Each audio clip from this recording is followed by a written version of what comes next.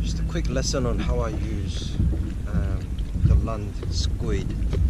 So chop the head off, and that's going to be end of the bait as well. But what I normally use more so is the tube itself. So I cut it like that. So with one tube I can get 2 baits. So you throw away the guts and all, that's burley.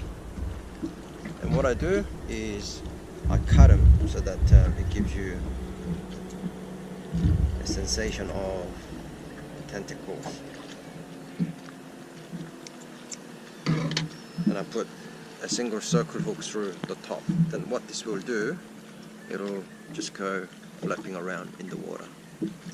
And that's how you catch king.